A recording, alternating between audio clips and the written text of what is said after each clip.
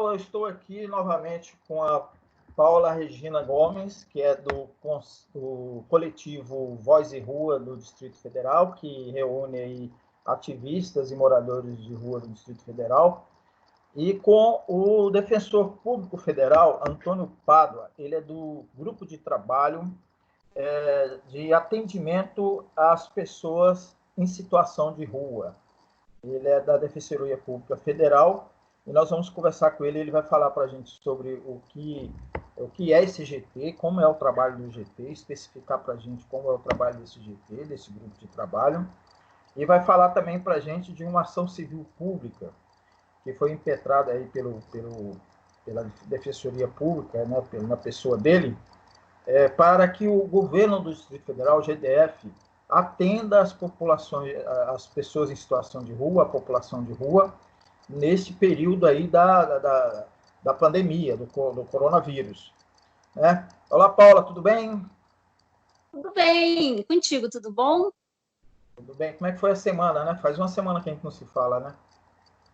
Faz uma semana, foi ótima. Acho que essa semana a gente teve novidades, o Antônio vai poder falar melhor sobre isso. Então, acho que a gente está caminhando. Ok. Antônio, prazer falar contigo. Como é que estão as coisas aí? Tudo bem. Prazer também. Prazer, Paulo. Você está no isolamento Prazer. também?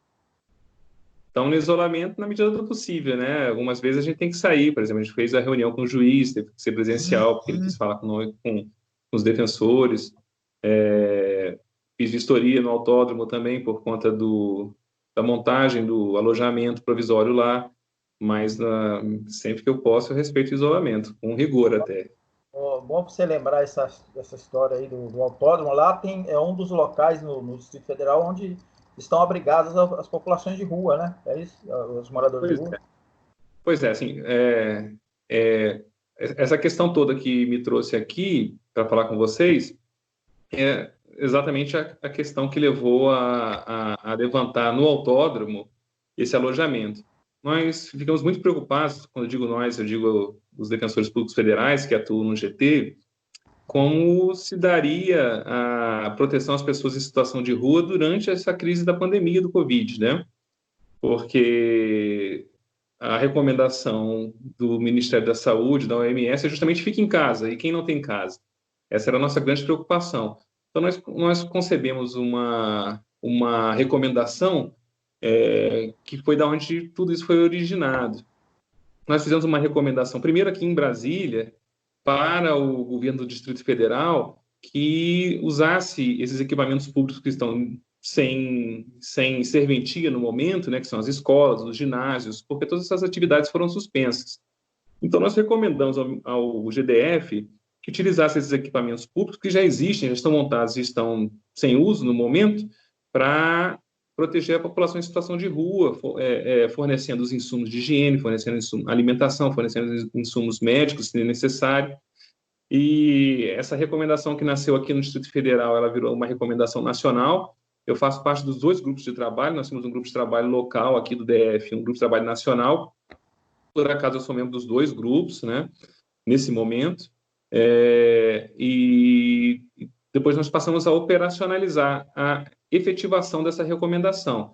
Marcamos reunião com o GDF, falamos com várias pessoas dentro do GDF para que esse plano, que foi melhorado quando se tornou nacional, ele ganhou mais detalhes, e quando ele foi, na medida que a gente tentava operacionalizar a execução desse plano, a gente conseguia pensar melhor como proceder, né?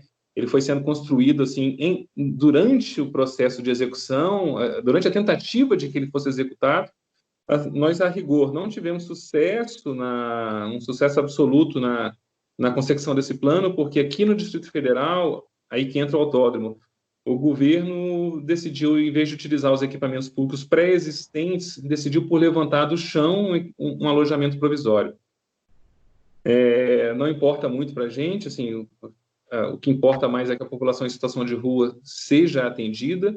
Esse alojamento ele demorou muito além do previsto para ficar pronto, e foram inúmeros os atrasos, e o próprio termo, a assinatura do termo de convênio com a organização social que administra que levantou e administra o alojamento demorou demais para ser realizado. E durante esse processo nós chegamos à conclusão que a ação civil pública não foi eu que fiz, sozinho pelo menos.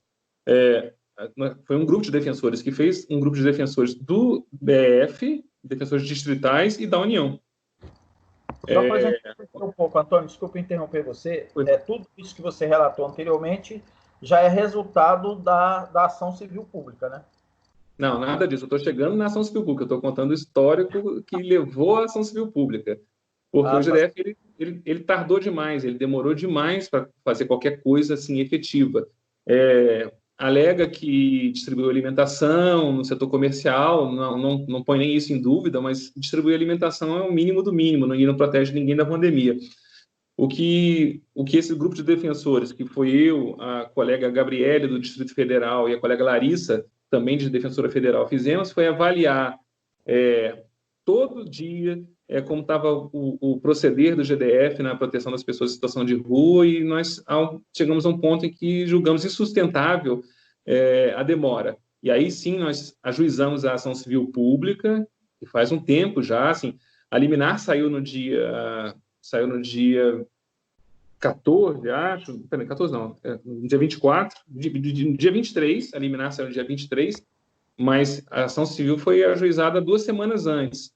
Nós fizemos reunião com o juiz, nós mantivemos eles informados, nós mostramos que o GDF, apesar do que alegava, porque o GDF respondeu ao juiz que estava fazendo tudo que podia fazer, e quando, na verdade, não era bem assim que estava acontecendo. Ele trouxe termos de abrigamento lá de 2018, assim, como se isso tivesse pensado para a pandemia, quando, na verdade, não foi.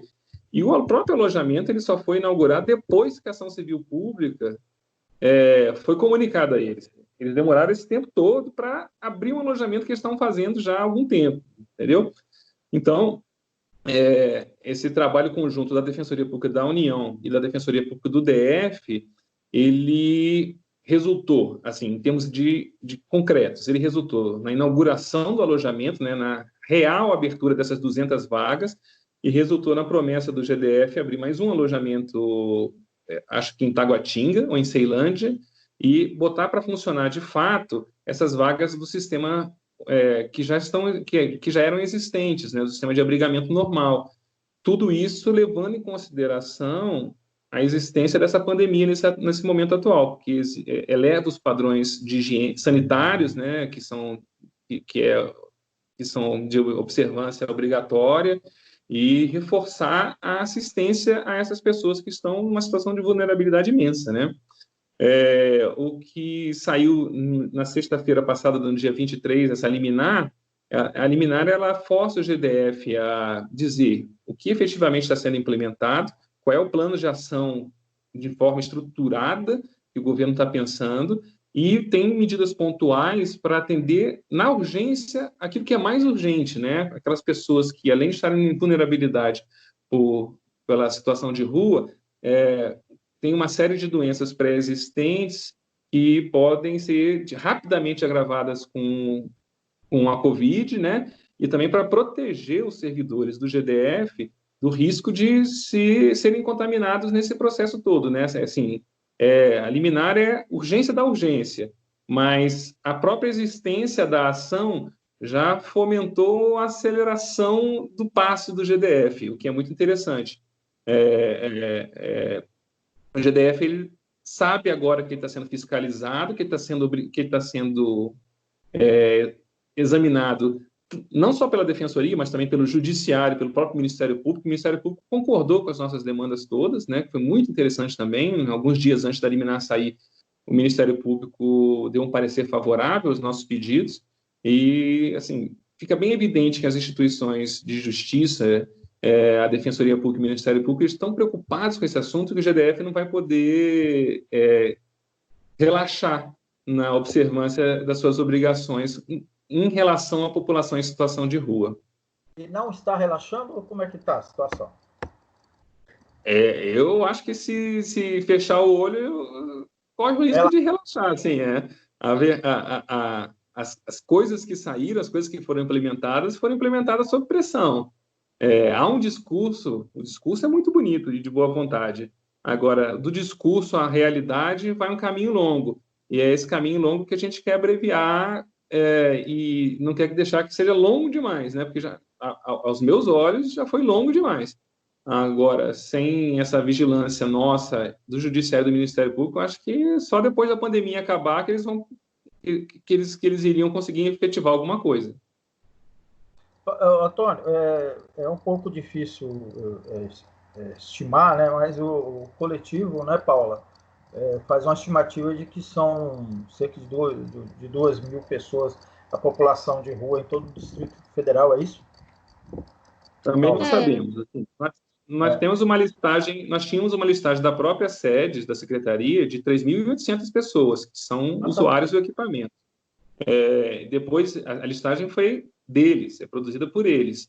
Depois eles disseram, não é bem assim, são apenas 1.800 pessoas, mas de qualquer forma, sendo 3.800 ou 1.800, 200 vagas no sistema, elas representam um valor, um número muito pequeno assim, de possibilidade de atendimento. Eu estava fazendo o cálculo aqui, né? Porque eu estava com a cabeça de que seria 2.000, aí você estaria atendendo só 10%, já que chega próximo de 4.000, ou seja, então deve estar atendendo 5%, né? É isso? É muito pouco, né? Então, você falou de abrigo, e obviamente dentro dos abrigos tem os equipamentos, suponhamos, né, estamos supondo que lá tem, né, banheiros, né, o atendimento, deve ter uma enfermaria, deve ter lavanderia, talvez, não sei. Como é que é isso? Como é que é esse abrigo? Ele tem todos os equipamentos? No autódromo, a estrutura é a seguinte: eles montaram uma grande lona sobre a qual eles colocaram 50 containers que abrigam cada um 4 pessoas. São containers de alojamento. Tem 4 campos, abrigam 4 pessoas. Eles têm também cozinha e refeitório. E também eles têm um sistema de... Tem banheiro, tem equipamentos de higiene também. Agora, a questão da saúde, eles fazem a aferição de temperatura, mas eles não têm propriamente uma enfermaria lá. É a Secretaria de Saúde que acompanha isso, mas sem ter uma estrutura permanente fixada lá.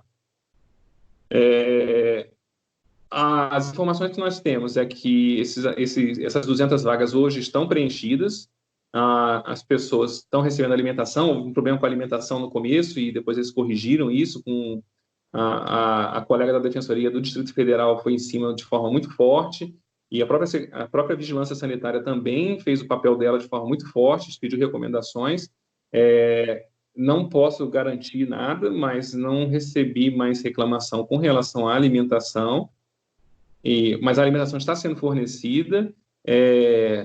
A gente tem algumas dúvidas sobre como é que está sendo efetivados alguns direitos, por exemplo, esses R$600, em tese essas pessoas têm direito, como é que está sendo solicitado lá dentro, nós não temos certeza ainda do que está acontecendo, estamos buscando informações. Esse foi um assunto que nós debatemos hoje, estamos buscando informações ainda, mas essas 200 vagas estão preenchidas apenas por homens, o que é de se chamar a atenção, porque há mulheres também entre a população em situação de rua no Distrito Federal, nós queremos saber onde é que elas estão, onde é que elas estão sendo atendidas, elas não estão sendo atendidas. E, assim, na medida do possível, parece que o mínimo está sendo atendido nesse local, mas ainda são poucas vagas e esse mínimo possível precisa ser expandido. Há que se garantir de uma forma mais efetiva e mais ampla os direitos dessas pessoas. Antônio, você poderia, então, falar sobre o grupo de trabalho, o GT aí Rua, né?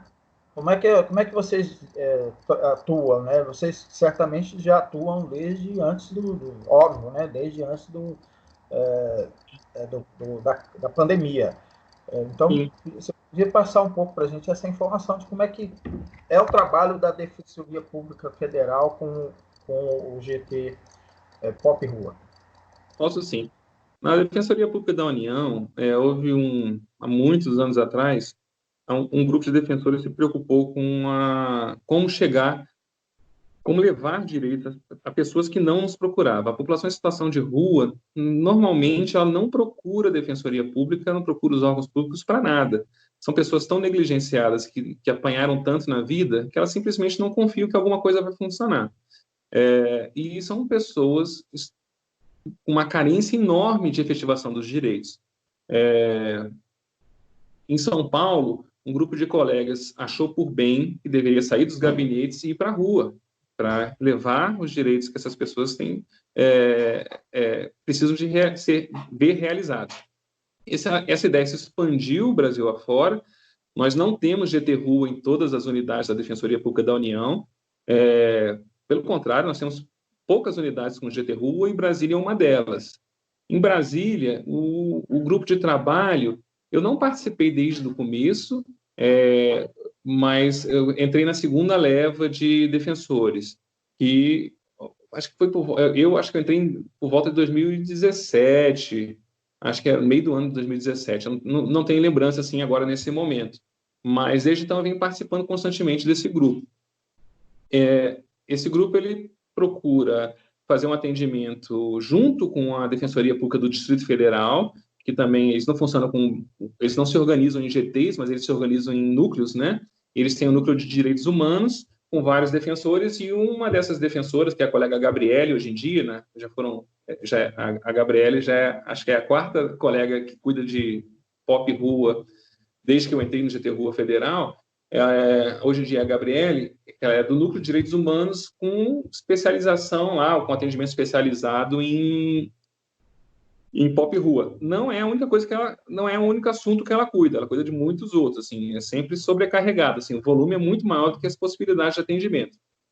Na Defensoria Pública da União nós temos um grupo relativamente considerável de pessoas, hoje, já nem sempre foi assim, atuando no GT Rua, salvo engano, nós temos 6 colegas atuando no GT Rua, e assim nós conseguimos fazer atendimentos regulares, mensais, nós atendemos, toda semana nós atendemos um equipamento diferente, mas a gente tenta repetir mensalmente os equipamentos. Por exemplo, nós atuamos na primeira terça-feira do mês, não é verdadeiramente, assim, estou dando exemplo de cabeça, assim, não é necessariamente na primeira terça-feira do mês, mas no Centro Pop de Brasília, nós atuamos na UNAF, e nós vamos repetindo esses atendimentos, ou seja, de forma que as pessoas que são usuárias desses equipamentos, elas saibam que daqui a um mês a gente vai voltar lá para dar acompanhamento nas demandas dela. E nós estamos tentando expandir esse atendimento para cidades do entorno aqui do Distrito Federal, que tem subseção da Justiça Federal.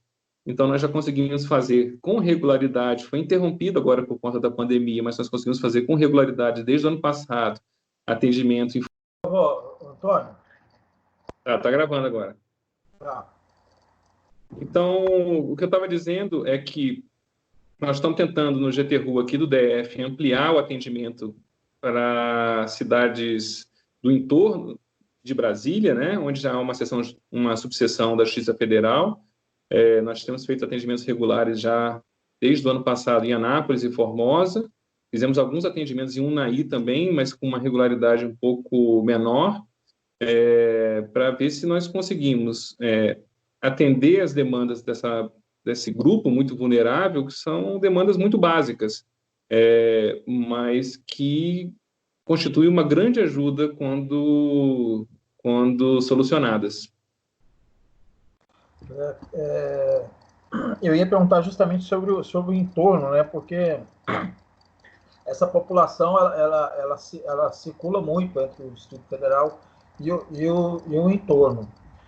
Além de Lusiânia, tem esse atendimento amplia, né? Porque você mencionou que tem Defensoria Pública Federal nessas duas cidades. Lusiânia...